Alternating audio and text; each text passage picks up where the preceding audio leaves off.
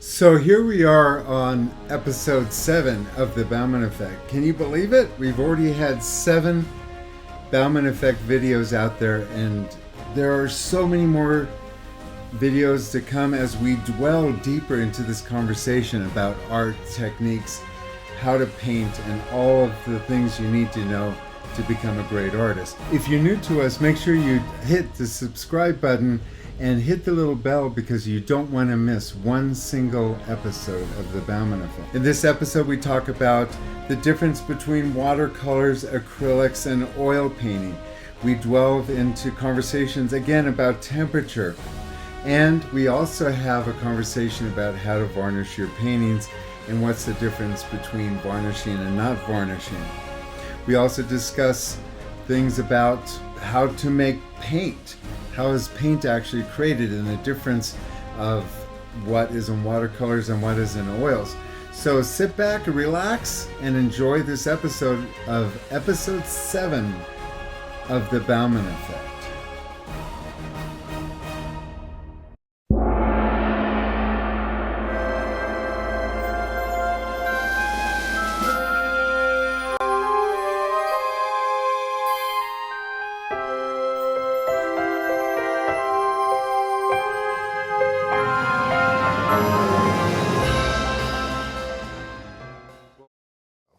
We're going to be talking about pigments and paints.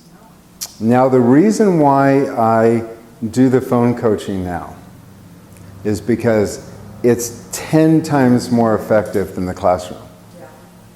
It's 10 times. And it's different because you think, well, you know, what is that like? It's not like teaching where you come into class and you paint and I come by and kind of tap you on the head and say, good job.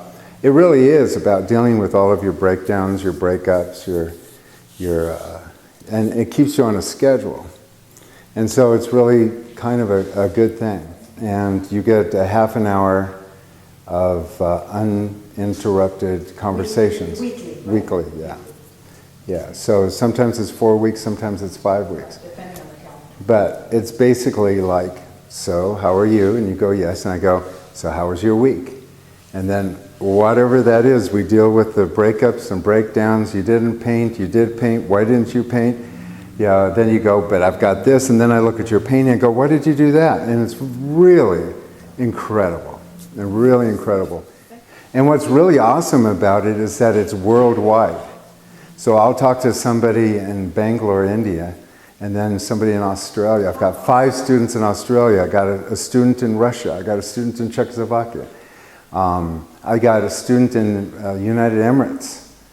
I have students in Canada and South America. And so all day long I'm dealing with all of these different nationalities and things. So it's really great, but the students are doing really phenomenal work. And if you want to see it, go to my website, www.stefanbaumann.com, and go to the coaching section, and then scroll down to the very bottom. And that's where they have examples of the coaching students.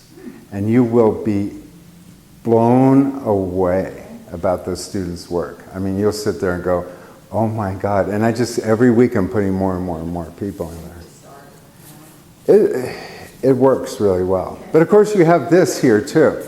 But this is designed for me to give information for you so that, you know, and find out what you know and don't know. And then we're going to try to turn her into an oil painter. So, do you know the difference between acrylics and oils? Well, I mean, only the obvious difference. I mean, you can paint oil on top of acrylic, but not acrylic on top of oil. And yeah. Acrylics, you clean them with water, where oils need some kind of... Mm-hmm. Have you ever noticed when you work with acrylics that some of the colors are really vibrant and you have to kind of tone them down? And I have several watercolor students in my coaching program. You know, I don't do watercolors. I've done watercolors. I wouldn't say that I would be the guy that if you wanted to learn the latest techniques of that and some of the modern stuff, I'm not the go-to guy. But as far as students following my philosophy and what we do with temperatures and and paint with composition and stuff, you know, I've done it, and I've gone to the parks. I spent 1 year just painting watercolors. Yeah, so it was actually like, I was like, well, why am I hauling my oils to the national parks? I'm just going to make it easy on me and go and bring watercolors. And I can't tell you how many times my students say that. I'm just going to go bring it because it's easy. Watercolors is actually easy. You can do, you know, it's basically, if you could do a nice wash, you can do watercolors. It's all about, you know, the washes. The issue with watercolor is that you have to be a good drawer. You do.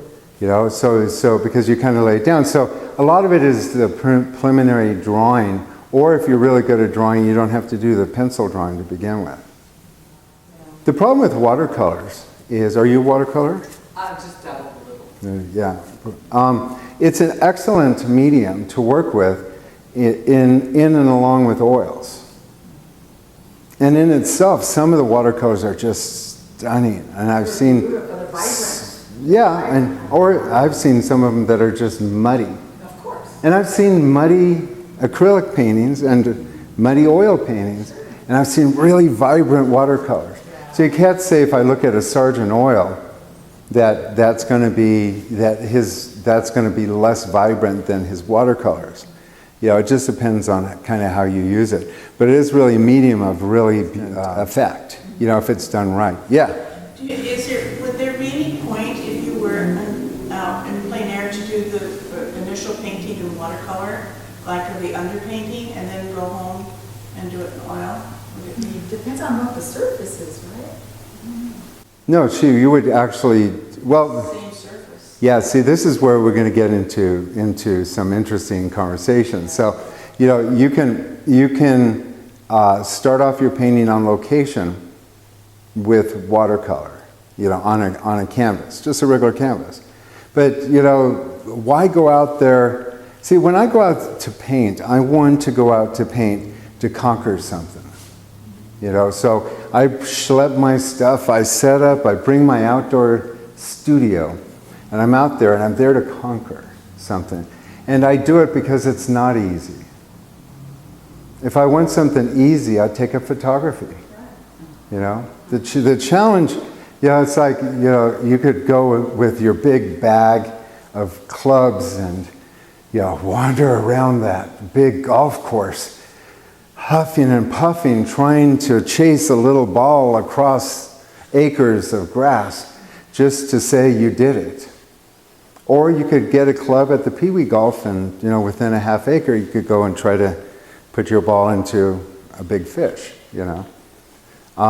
It just all depends on, you know, what you're really out to conquer. But to go out with oils and conquer and do traveling in the national parks and going in and conquering, that's really amazing.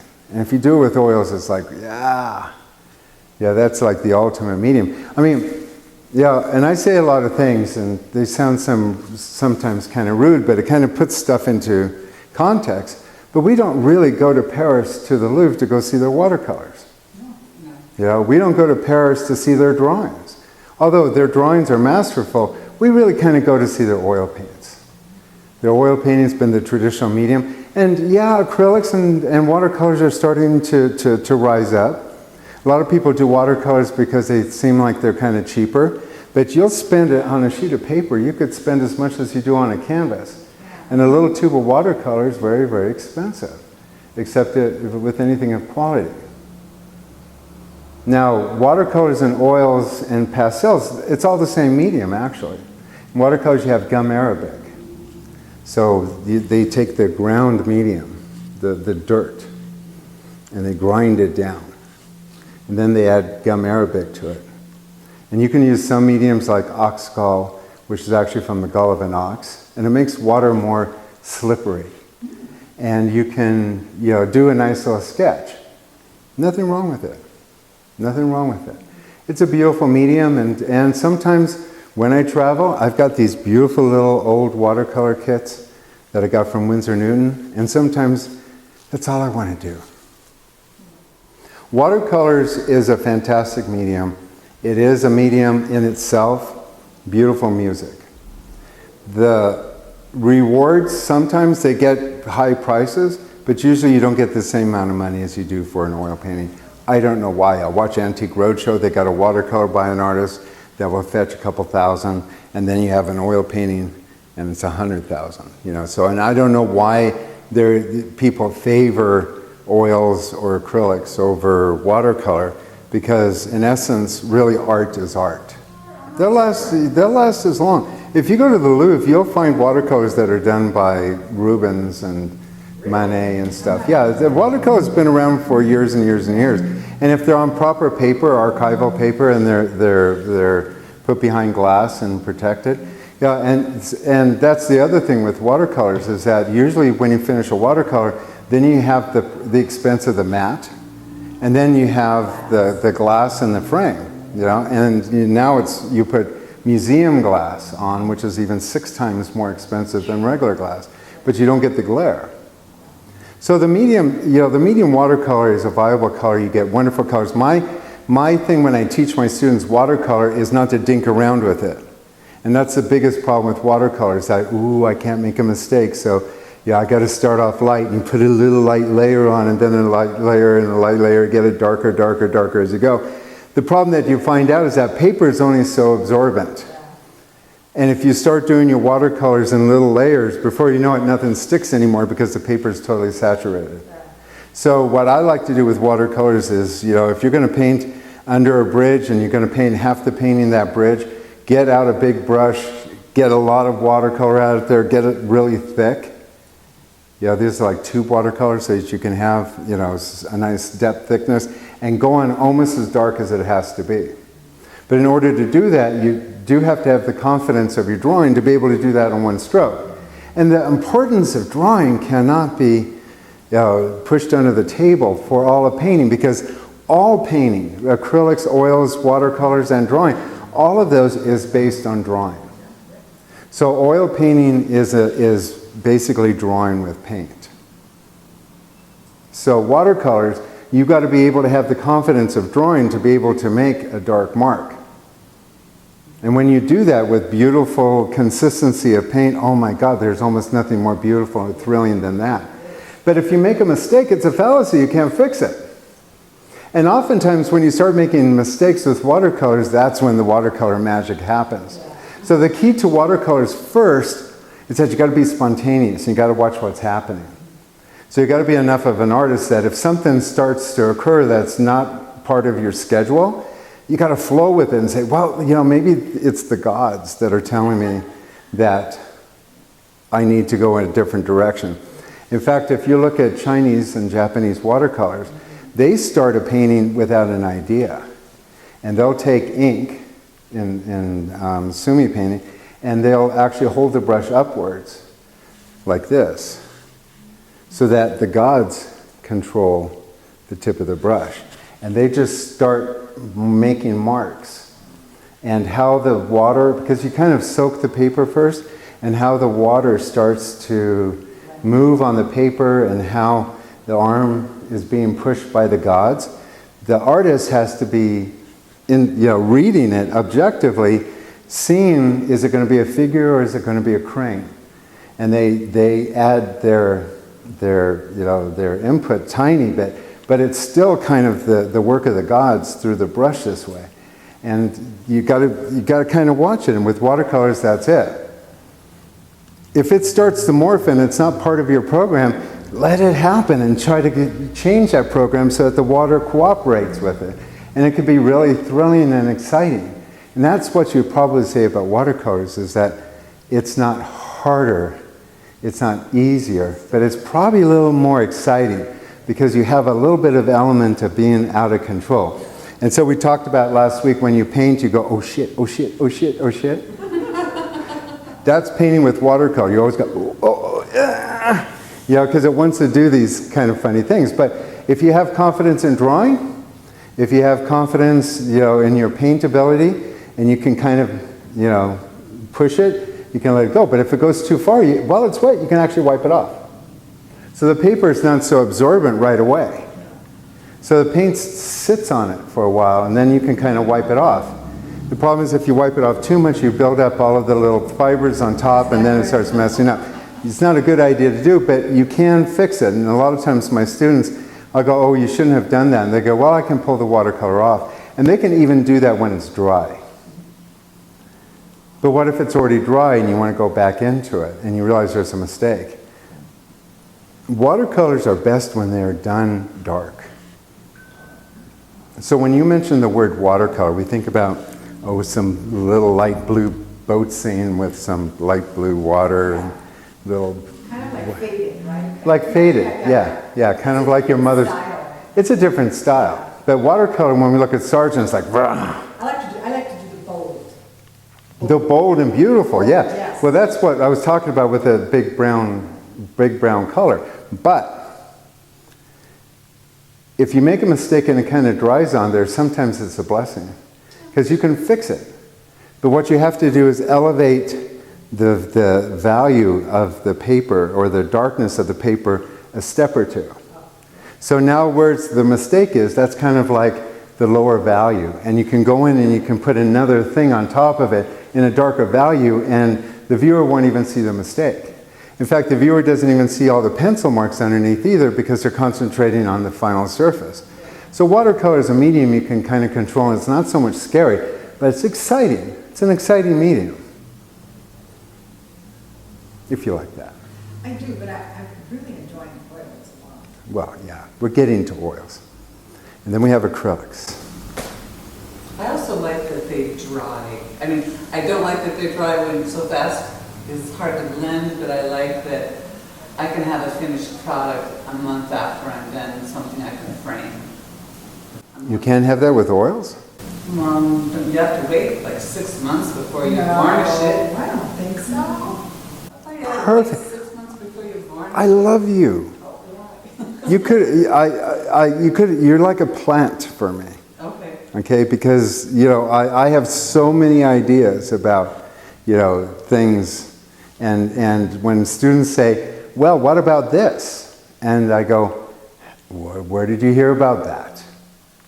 So one of the fallacies there is, and I wish I had a can of dimmer varnish, but think about you're sitting in some little office someplace, and you know, in Grumbacher or Winsor Newton, and the owner of the company says, we got this varnish in a can and we have to like put some warning labels on it and some instructions on how to use it.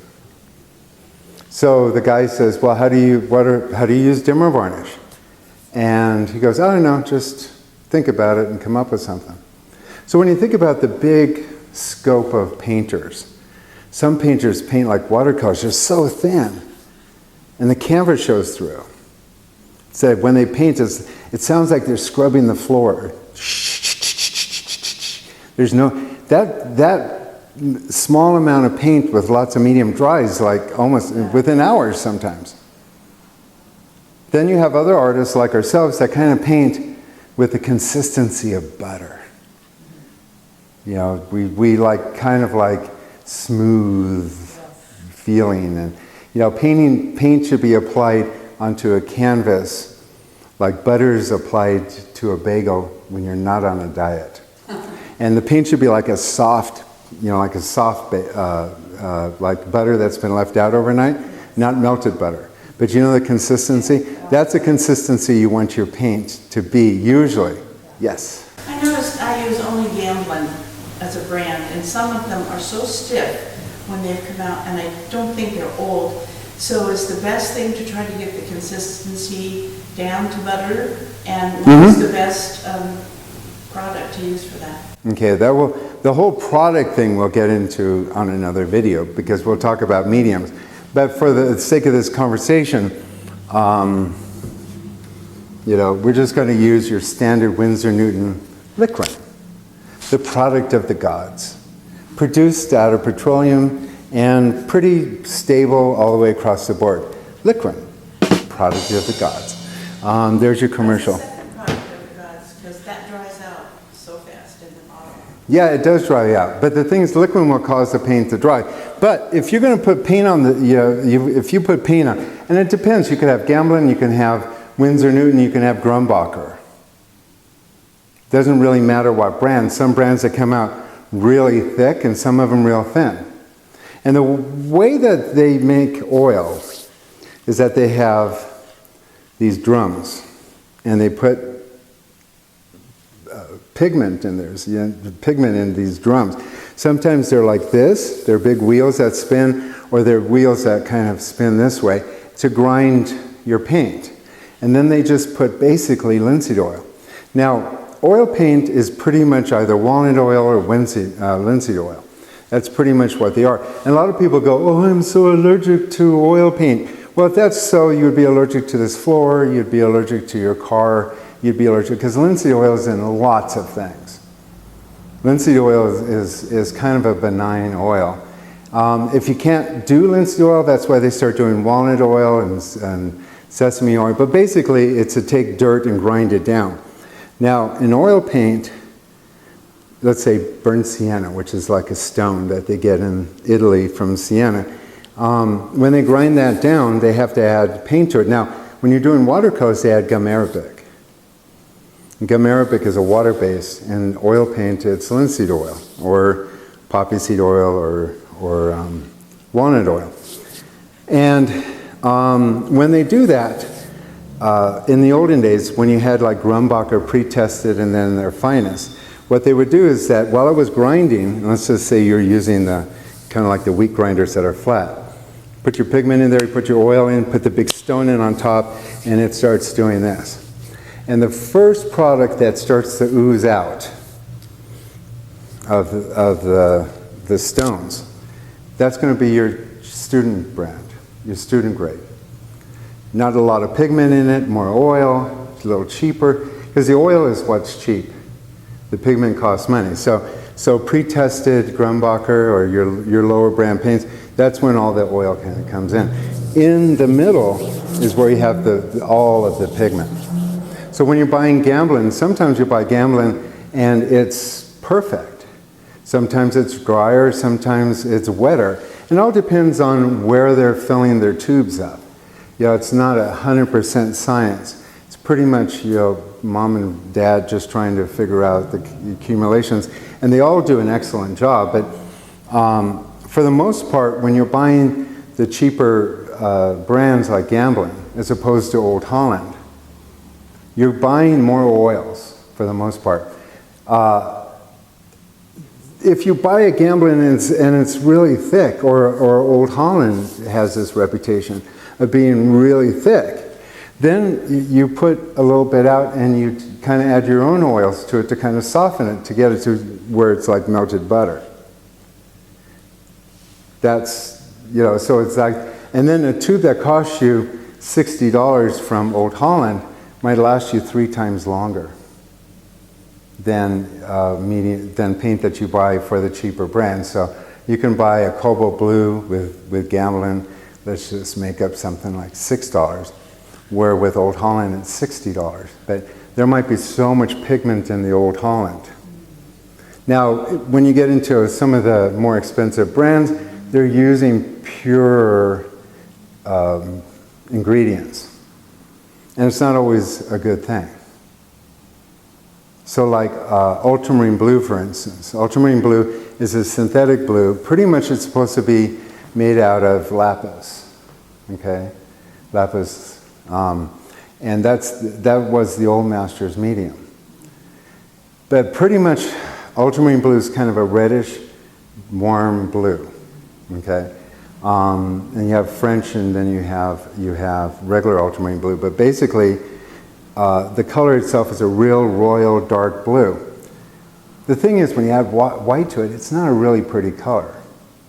Now, there are artists right now art companies right now that are actually making real lapis lazuli. So they're actually taking real lapis and grinding it down to try to give the artist the option of getting the real pigment. And the problem with that is that it's a really ugly color. I mean, you add white to it and you go, where's the blue? And it's used, if you use it like within my classes, you know, because we use it as a temperature base. We can use that color and find a use for it, but it's only good for that thing. I've got a student in England, Sorbonne, when we went to Italy, he bought a tube of the real stuff, and I said, "You're going to be disappointed in it." And when he got it, he said, "Yeah, I'm really disappointed in it." And I go, "It's only good for shadows. It's only good for shadows. You waste your money." In fact, most of the paint sets you buy nowadays, you're wasting your money. Because basically, paint companies are out there to make money. So they go, "Ooh, we've invented a new color. Come and see and buy one," you know. The thing is, any color that's on the color wheel theoretically can be made out of the three colors. Red, yellow, and blue, the three primary colors. Do you know why they're primary colors? Because you can't get those by mixing other colors. Yeah. So you can't make red, no matter how you try. You can't make red, you can't make yellow, and you can't make blue. So you have to have red, yellow, and blue. That's, yeah, but true primary colors, do you happen to know what the true primary colors are? I guess not. Red, yellow, blue. Yeah, so you have a warm blue and a cool blue, a warm yellow and a cool yellow, and a warm red and a cool red. And what's interesting is I ask students to say, "Name me a warm blue." Ultramarine, perfect. Is it cobalt blue? Cobalt's also, now cobalt, ultramarine is that dead color that's just warm, and it's just, you know, it's just, it's a great color for a lot of things, but it's not really ideal. And so we have cobalt blue as another option. Much more expensive color, but cobalt blue. Now cobalt blue, for the longest time I wanted it to be, I used to call it a transition color. I used to say cobalt blue is a transition color. And I hung on that like, ah. But the reality is I had to face up to my maker and basically accept that cobalt blue is a warm blue. And the cobalt blue is used as a sweeter blue. So what ultramarine blue lacks in color, you reach for cobalt blue. So if we're looking at a blue sky, and you know, sometimes you think, oh, that sky is blue, but when you really look at blue and then you look back, you go, it's kind of a gray. It's not really as blue as you think. You know, we think it is, but it's not. You look at it, you go, oh, that's kind of a gray. Sometimes it is really beautifully blue. And when it's really beautifully blue, you go, it's not a job for ultramarine. I need to be looking for my warm blue. I need to be looking for cobalt because it's sweeter. It's a blue the way blue should be. It's not a cool blue. So you happen to know what a cool blue would be? Prussian blue? Prussian blue is a warm blue. So cerulean blue, cyan, manganese blue, phthalo blue, those are all cool blues. And we use those, and we're going to get into the whole temperature thing. Video by video. Yeah, it was my student up in Canada that was trying to find a new way of painting that made sense to her. She's the one that's writing the book. And when she started learning what we're talking about, just, you know, we're on the fringes of it right now. But when she started learning this philosophy, oh my God. She was so excited. She says, I'm writing a book about this. You know, so it's really interesting. You hear videos of artists and they say, well, yeah, your palette should consist of a cool blue and a warm blue. You watch a lot of videos? No. Do you watch a lot of videos? Any of you? Okay. Have you ever heard artists go, I got a cool blue and a warm blue, a cool yellow and a warm yellow? Yeah. They ever tell you why? No. We're going to find out why. So anyway, so you grind up, you know, pure ultramarine blue, and in the middle you're going to get really thick paint. That's your high-end paint. What falls off on the outside is your cheaper quality paint. And that's kind of what happens. And sometimes you get a different degree. That's why sometimes there's not a lot of consistency. Another thing that happens is if you have a tube of paint or your tubes of paints, and some of you experience that here, is that if you leave them in a car on a hot day and you open up your tube and oil squeezes out, has that ever happened to you? Yes. Yeah, it's because when your oil paints are stored in heat, it separates the oils from the medium. It's not a good thing. Separate enough. I mean, the oil is the only thing that causes the paint to stick. If you don't have any oil in your paint anymore, it's just dirt. So, you know, and that's why when you're using turpentine as a medium, there's nothing that will cause turpentine to stick. It's the linseed oil. That's why we put linseed oil, poppy seed oil, walnut oil in our paints, so that the paint has some binder to attach to the canvas. Gum arabic is that binder for watercolors. And there's another binder, I can't tell you right now, but for pastels that makes them into a stick. But that's ground pigment, just like oil paints. And you can actually take pastel, if you're out there and you go, oh my God, I don't have any phthalo red rose, what am I going to do? And you go, I got a pastel stick. You could actually take a pastel stick, break it open, grind it, add it to linseed oil, and use it as an oil paint. Yeah? If you had pastel and you put it on your canvas, could you put linseed oil on the canvas on top of it and make it? Mm-hmm. Some artists do that. Oh. Yeah. Yeah, some artists paint with pastels and then go paint like oil paints on top of it. So we're digressing from the original conversation. But anyway, so this whole conversation is like watercolors and how paints are made. And paints are made, and then, you know, you have linseed oils or poppy seed oils. That's what makes them fluid. Then you asked about the dimmer varnish.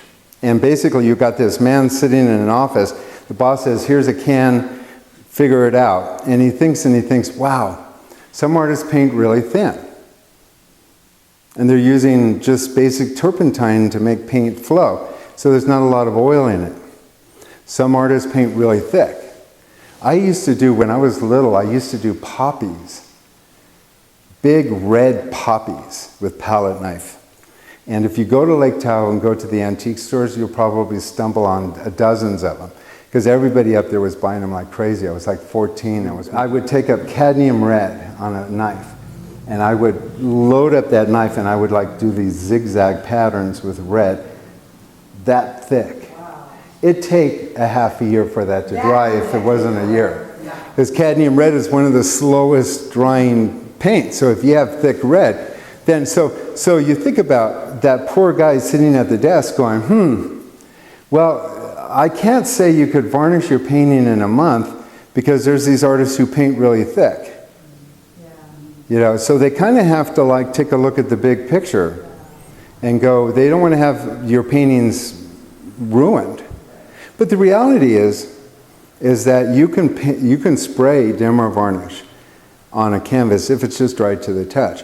You might wait another week if you want to, you know, use a brush, and a very soft brush to put it on. But dimmer varnish is actually used as a medium.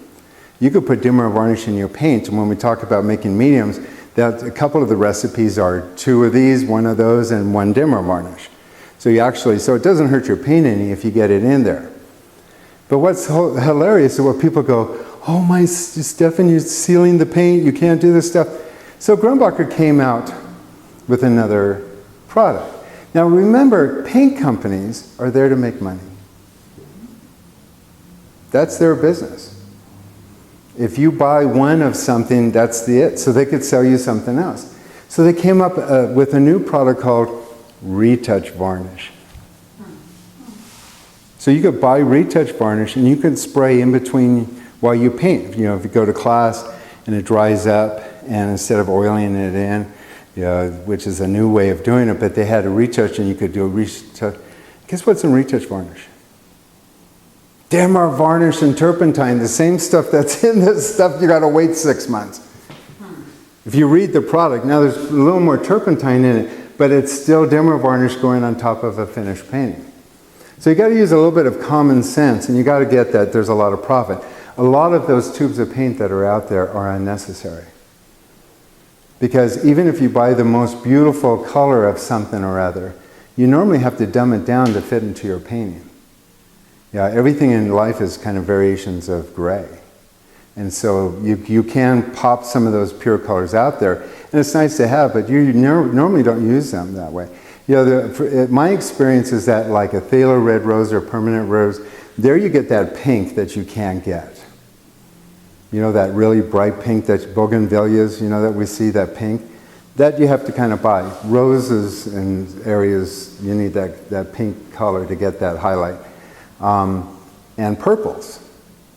If you want to paint a purple orchid and you want that beautiful purple, you got to buy the color. Dioxide purple will give it to you. You can't mix it. But for the most part, most of the other colors are variations like yellow ochre, Naples yellow, sap green. All those colors can be made out of the primary colors. And if you know which ones are the true primaries or not, and we'll get into that a little bit when we start talking about temperatures, but we're kind of on the fray of that because we're still on the topic of the difference between acrylic and oils. So, acrylics comes by. Now, I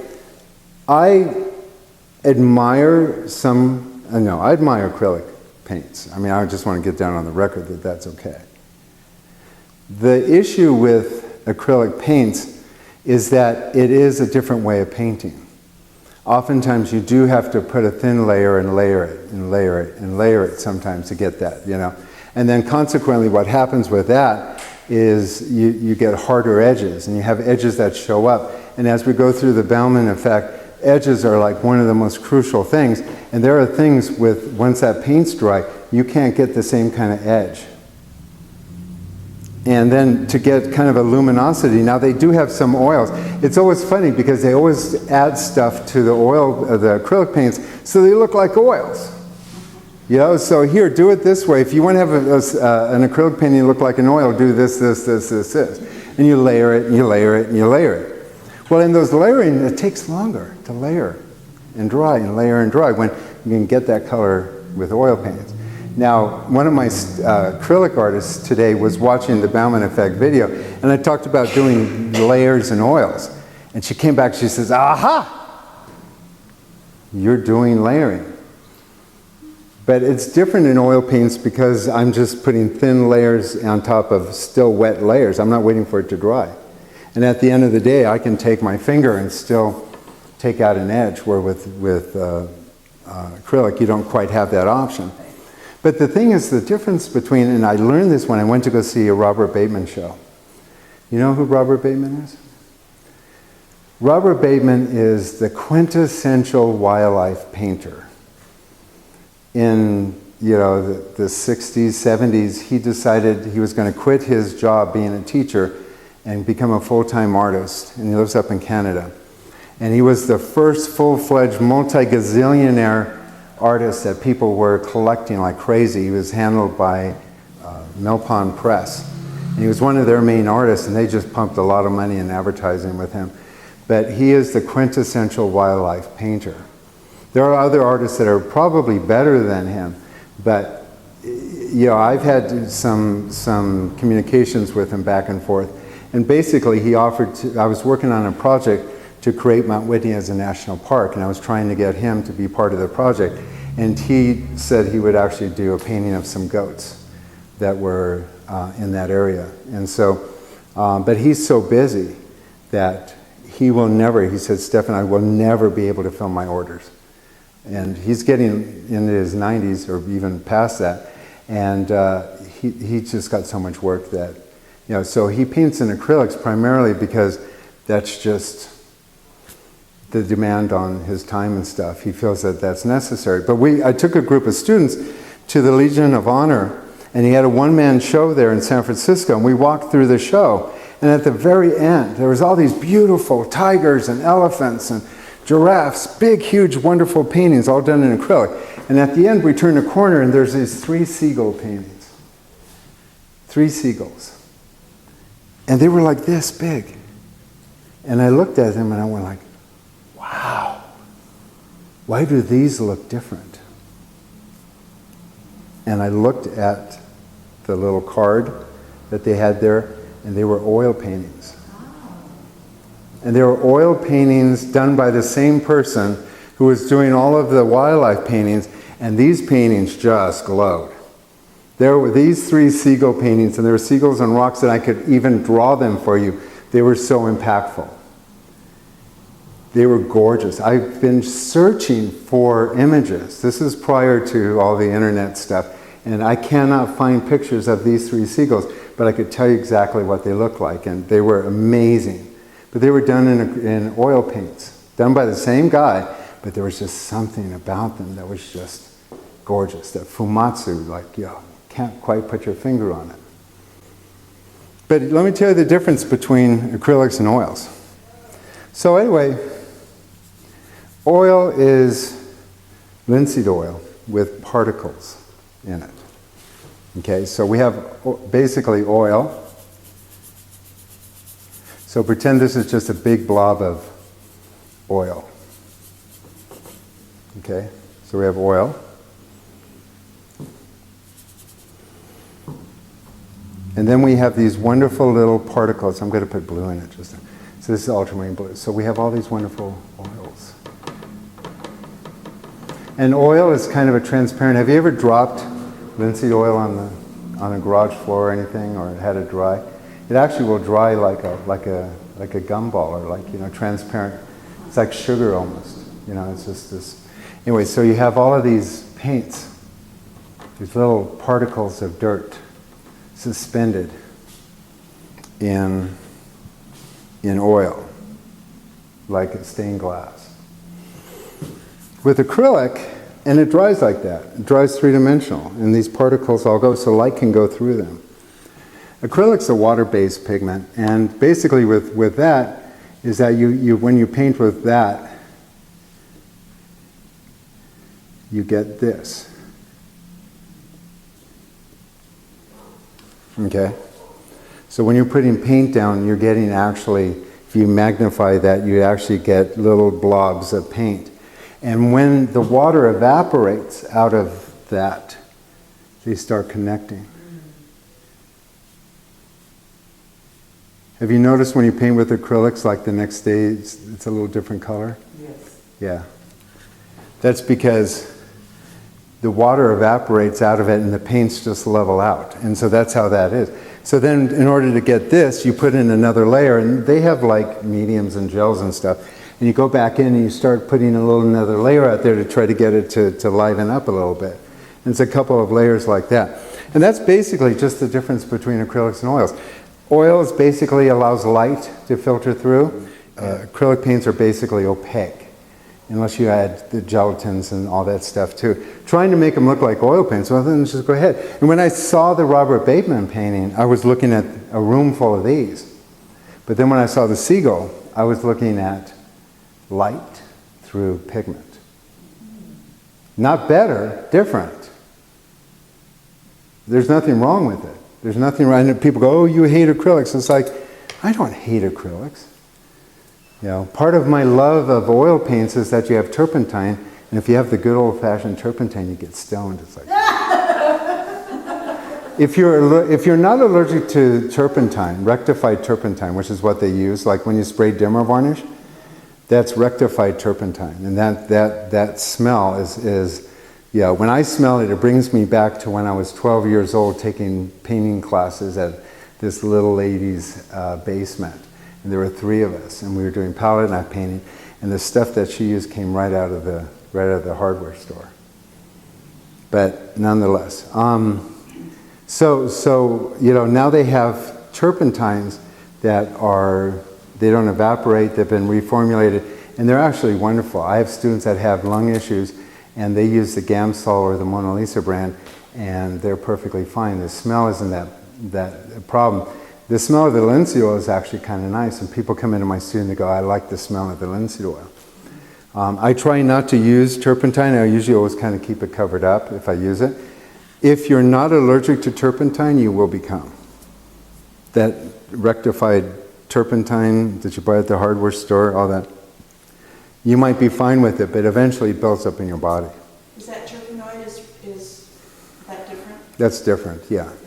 And they've made it so. I pretty much have always used terpenoid, but you'll notice if I do demos, sometimes you'll get kind of a wafting smell. So I like putting sometimes that rectified turpentine into my mediums, which we will discuss when we get into mediums. I thought today I would conclude with some vistas that you can witness when you do one of our workshops up in Mount Shasta. It truly is a magnificent place to be an artist. If you'd like to get more information on what we are doing, you can go to our website at www.stefanbaumann.com. And while you're there, you can get information about our workshop, our podcast, Facebook, and coaching. And while you're there, subscribe for our free book, Everything I Know About Painting. If you'd like to participate in one of our workshops, just go ahead and give me a call at 415-606-9074. Oh, as I mentioned, we do have a podcast, and you can download that at your favorite place where you get your podcast. So till the next time we meet, always remember, don't step into your studio unless you plan to change the world. And always remember to paint with passion. I'm Stefan Baumann. You have a grand day.